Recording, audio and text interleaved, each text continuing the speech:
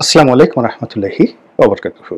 সম্মানিত দর্শক, ইদানিংকালে আমাদের রাজনীতি এবং আমাদের যে রাজনৈতিক সংস্কৃতি, এই দুটোর সঙ্গে সামাজিক মাধ্যম একেবারে অঙ্গাঙ্গিভাবে জড়িয়ে পড়েছে। সামাজিক মাধ্যম বলতে ফেসবুক, টুইটার, ইউটিউব, লিঙ্কডইন ইত্যাদি। তবে ইউটিউব এবং ফেসবুক এই সামাজিক মাধ্যমগুলোর মধ্যে সবচেয়ে বেশি গুরুত্বপূর্ণ ভূমিকা পালন করছে, এমনকি মূলধারার গণমাধ্যমের চাইতেও বেশি। এবং এটা কেবল যে মাত্র বাংলাদেশ তা নয়। আপনি যদি আল জাজিরার কথা চিন্তা করেন, তারপর সিএনএন এর কথা চিন্তা করেন, তো সেই সিএনএন কিংবা আল জাজিরাতে যদি একটা রিপোর্ট হয়, প্রতিবেদন তৈরি করা হয়, সেটি কত মানুষ দেখলো বা ওটার যে গ্রেড, এর সব কিছু নির্ভর করে যে ওই প্রতিবেদনটি সামাজিক মাধ্যমে কিভাবে এটা গ্রুমিং হলো, ব্র্যান্ডিং হলো, ট্রেন্ডিং হলো। খুবই গুরুত্বপূর্ণ একটা বিষয়, কিন্তু ইউটিউবে দেখা গেল 1 লাখ লোক দেখলো না, ইট মিনস এটা একেবারে জলে মারা গেল। ঠিক আছে, এটা সিএনএন এ প্রকাশিত হোক কিংবা বিটিভিতে প্রকাশিত হোক কিংবা আল জাজিরাতে প্রকাশিত হোক কিংবা এনটিভিতে প্রকাশিত হোক, এটা কোনো সমস্যা নয়। সমস্যা হলো যে কোনো একটা নিউজ ইদানিংকালে সামাজিক মাধ্যমে কতটা ভাইরাল হলো, কতটা গুরুত্ব পেল, তার উপর নির্ভর করে ওই নিউজটির effect, side effect, after effect. তো সেই দিক থেকে এখন সামাজিক মাধ্যমের রাজত্ব, বিশেষ করে ইউটিউবের রাজত্ব। বাংলাদেশে বসে যারা ইউটিউব করছেন কিংবা দেশের বাইরে বসে ইউটিউব করছেন, তারা সবাই এখন যারা এই ইউটিউব দেখেন তাদের নিকট এবং যাদেরকে উদ্দেশ্য করে এই কন্টেন্টগুলো তৈরি করা হয় তাদের নিকট খুবই গুরুত্বপূর্ণ। এবং সেই ইউটিউবে ইদানিংকালে একটি কথা রীতিমতো ভাইরাল হয়ে পড়েছে, সেটা হলো কচু ক্ষেত, তারপরে কচু ক্ষেতের দালাল, তারপর কচু ক্ষেতের এজেন্ট, কচু ক্ষেতের রাজা। ইদানিং এই বাংলাদেশের রাজনীতির বিষয়ে শব্দগুলো খুব ভাইরাল হয়ে পড়েছে। এখন আসলে এই কচু ক্ষেত কি? আপনারা জানেন যে মিরপুরের একটি এলাকার নাম, সেটা হলো কচু ক্ষেত। এবং সেই কচু ক্ষেতের কাছাকাছি বা কচু ক্ষেত এলাকার মধ্যে 3 বাহিনীর যে গোয়েন্দা সংস্থা, কম্বাইন্ড যেটা ইন্টেলিজেন্স ডিপার্টমেন্ট রয়েছে, সেটা হলো ডিজিএফআই। তো সেই ডিজিএফআই তাদের যে হেডকোয়ার্টার, এটি কচু ক্ষেতে অবস্থিত। যে আয়নাঘর, সেই আয়নাঘরগুলো, অনেকগুলো আয়নাঘর বাংলাদেশে হয়েছে, তার মধ্যে সবচেয়ে জঘন্যতম আয়নাঘরটি তাও এই কচু ক্ষেতে অবস্থিত। বাংলাদেশের রাজনীতিতে এই ডিজিএফআই এর গুরুত্ব এবং তাদের নানা রকম মন্দকর্ম একই সঙ্গে আলোচিত এবং সমালোচিত। তারা এই দেশের বিনির্মাণে, গঠনে যেমন গুরুত্বপূর্ণ ভূমিকা পালন করেছেন, আবার একই সঙ্গে প্রতিটি সরকারকে সর্বনাশের দ্বার প্রান্তে পৌঁছে দেওয়ার জন্য এই প্রতিষ্ঠানের কিছু কর্তা ব্যক্তিদের যে বাড়াবাড়ি, এটি অস্বীকার করা যাবে না। এরশাদ জামানাতে যে 88 সনের নির্বাচনটা হলো কিংবা 1986 সনের যে নির্বাচনটা হলো, এই নির্বাচনের যে ম্যানিপুলেশন, সিল পিটানো, প্রার্থী সিলেকশন করা, রাজনৈতিক প্রতিপক্ষ দমন করা, এর পুরোটাই এই কচু ক্ষেতে অবস্থিত ডিজিএফ এর হেডকোয়ার্টার থেকে চালানো হয়েছে। এবং তৎকালীন ডিজিএফ এর যারা কর্মকর্তা ছিলেন, তারা জেনারেল এরশাদের হুকুমে কাকে উঠাতে হবে, কাকে নামাতে হবে, কাকে টাকা দিতে হবে, তারপরে কাকে দেওয়া যাবে না, নির্বাচনে ওই সময়টিতে রাজনৈতিক দলগুলোকে কোটি কোটি টাকা বস্তা ভরে ভরে এই গোয়েন্দাদের সহযোগিতায় পাঠিয়ে দেওয়া হয়েছে। এটা এখন ওপেন সিক্রেট। পরবর্তীতে যখন 91 সন থেকে একটা ভিন্ন ধারা রাজনীতি শুরু হলো, গণতান্ত্রিক সরকার, তখন এই ডিজিএফআই এর যে কর্তৃত্ব, এটি প্রেসিডেন্টের অফিস থেকে প্রধানমন্ত্রীর কার্যালয়ে চলে এলো। এবং ডিজিএফআই যিনি প্রধান ডিরেক্টর জেনারেল, তিনি এবং আরো কয়েকগুলো গুরুত্বপূর্ণ পোস্ট রয়েছে এখানে, তারা সবাই মূলত প্রধানমন্ত্রীর কাছে সরাসরি রিপোর্ট করেন, একইভাবে এনএসআইও। এবং এই প্রধানমন্ত্রীকে নানাভাবে বিভ্রান্ত করার জন্য, নানাভাবে ইনফ্লুয়েন্স করার জন্য, আবার ক্ষেত্র বিশেষে প্রধানমন্ত্রীকে সৎ পরামর্শ দেওয়ার জন্য এই প্রতিষ্ঠানটি ভালো মন্দ উভয় ক্ষেত্রে দায়ী। বিএনপির এক প্রথম জামানা 91 থেকে 96, এখানে ডিজিএফআই নেতিবাচক ভূমিকা নিয়ে অতটা আলোচনা হয় না। এর কারণ হলো সরকারটা সর্বোচ্চ গণতান্ত্রিক পর্যায়ে ছিল এরশাদের পতনের পরে। ওই সরকারের যদি খারাপ দিক ধরেন তাহলে এরশাদের প্রতি জুলুম এবং অত্যাচারে তারা খুবই নিষ্ঠুরতা দেখিয়েছিল। এছাড়া 91 থেকে 96 পর্যন্ত বেগম জিয়ার নেতৃত্বে যে সরকার ছিল, one of the finest government ever we seen after the liberation in Bangladesh. আবার একই ধারাবাহিকতায় যখন 96 থেকে 2001 সনে আওয়ামী লীগ ক্ষমতায় এলো, ওই সময়টাতে আওয়ামী লীগের যে বাড়াবাড়ি সেটা ছিল সব জায়গাতে বঙ্গবন্ধু, সব জায়গাতে শেখ রাসেল, সব জায়গাতে শেখ কামাল, শেখ পরিবারের বাড়াবাড়ি। এটা দৃষ্টিকটু ছিল, কিন্তু এটা কোনো অবস্থাতে হার্মফুল ছিল না, কানে বাজত। সব জায়গাতেই বঙ্গবন্ধু, সব জায়গাতেই শেখ মুজিব। এই ছাড়া যদি আপনি পুরো জমানাটাকে ধরেন তবে ওয়ান অফ দ্য ফাইনেস্ট যাকে বলা হয় শাসন ব্যবস্থা।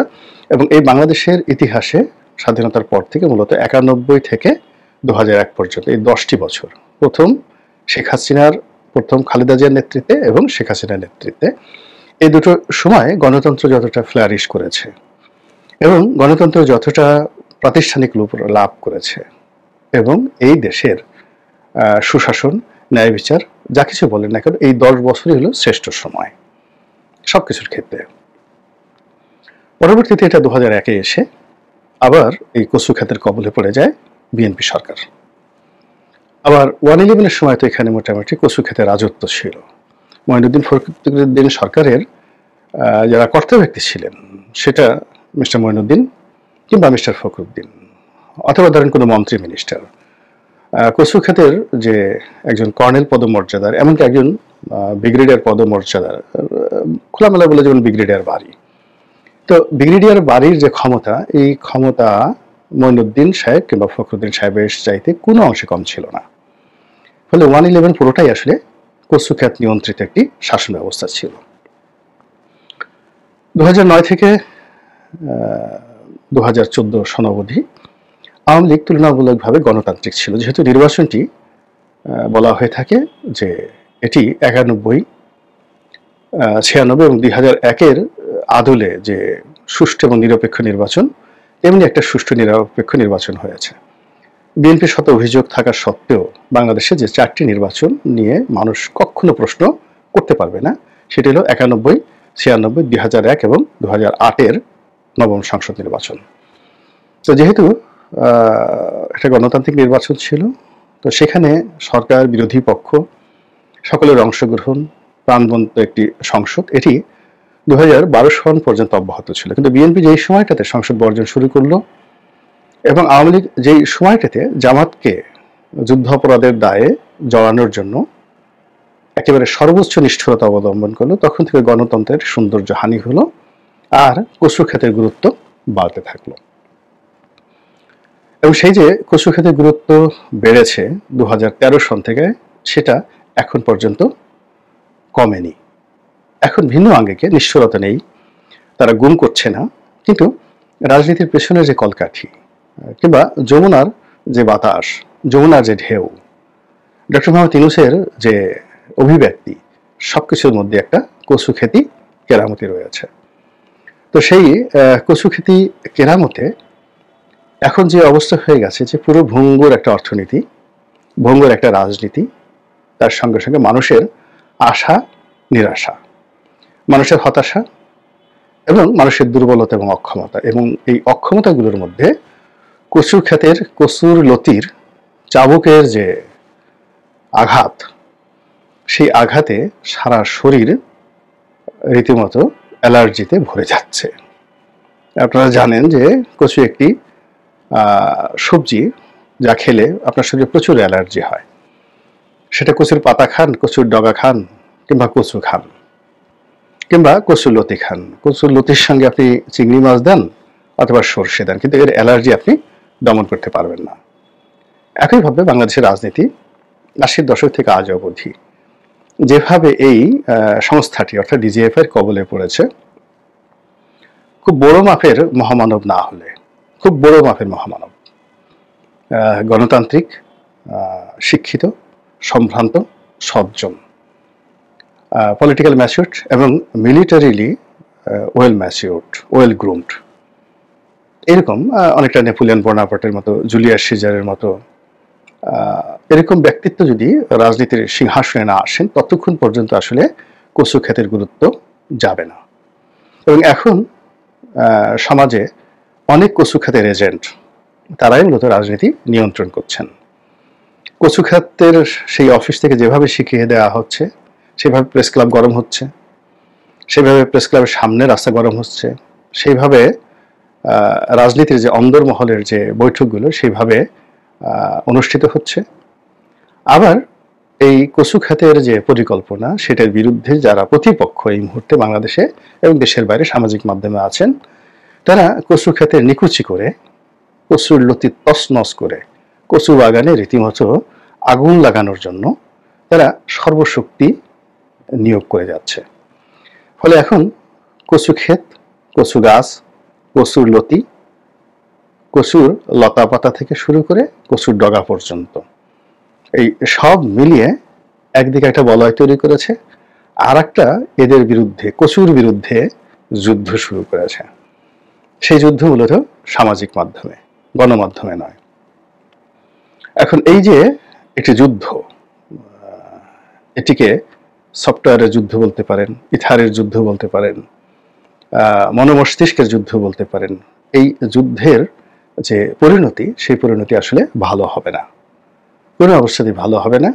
এখানে একটা মিনিমাম, যাকে বলা হয় স্ট্যান্ডার্ড, বজায় রাখা দরকার, এবং এখানে একটা মিনিমাম নিয়ন্ত্রণ এবং নীতি দরকার। আদারওয়াইজ রাষ্ট্রের এই প্রতিষ্ঠানটি, তিন বাহিনীর যে সামরিক তিনটি বাহিনী, এই বাহিনীর যে গোয়েন্দা বিভাগ রয়েছে, এই গোয়েন্দা বিভাগের যে কার্যক্রম পরিপূর্ণভাবে প্রশ্নের মুখোমুখি পড়বে। এবং যেভাবে এদের বিরুদ্ধে প্রচার করা হচ্ছে, তাতে করে মানুষের ঘৃণার উপলক্ষ হয়ে পড়বে। এবং রাষ্ট্রের কোনো প্রতিষ্ঠান যদি মানুষের ঘৃণার উপলক্ষ হয়ে যায়, তখন আর সেই প্রতিষ্ঠানটি কার্যকর থাকে না, এবং সেই প্রতিষ্ঠানটিকে অনেক সময় ব্যান্ড করে দিতে হয় এবং নতুন করে কোনো একটা জিনিস তৈরি করতে হয়। মহান আল্লাহ আমাদের সবাইকে হেদায়েত দান করুন এবং হেফাজত করুন। আসসালামু আলাইকুম ওয়া রাহমাতুল্লাহি ওয়া বারাকাতুহু।